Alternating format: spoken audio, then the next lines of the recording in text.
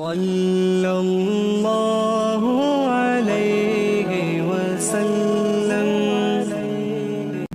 بسم اللہ الرحمن الرحیم۔ پیارے باپ اسلامی ایمان افروز ویڈیو کے ساتھ آپ کی خدمت میں حاضر ہوں۔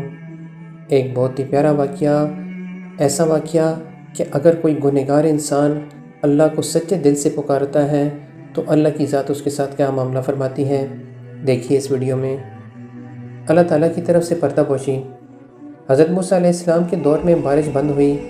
لوگوں نے حضرت موسیٰ علیہ السلام سے گزارش کی کہ اللہ تعالیٰ کی حضور دعا کیجئے کہ بارش برسے، اس لیے کہ بارش سے ہر چیز کی زندگی ہے۔ حضرت موسیٰ علیہ السلام نے سب لوگوں کو جمع کیا اور اللہ کے حضور سوال کیا۔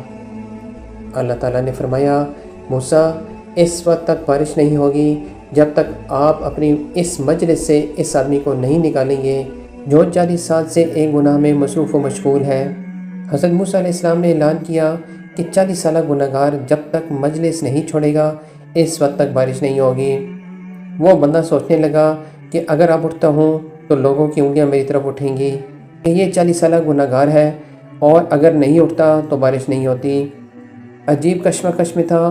اللہ تعالیٰ سے دل ہی دل میں صلح کر لیتا ہے اور توبہ کر دیتا ہے کہ یا اللہ، 40 سال تک آپ نے میرا گناہ پر پردہ ڈالا، آج بھی آپ میرے گناہ پر پردہ ڈال دیں۔ تھوڑی دیر گزر گئی، مجلس سے کوئی آدمی نہیں اٹھا، لیکن بارش شروع ہو گئی۔ حضرت موسیٰ علیہ السلام نے اللہ تعالیٰ سے عرض کی، یا اللہ، یہ کیا ماجرا ہے؟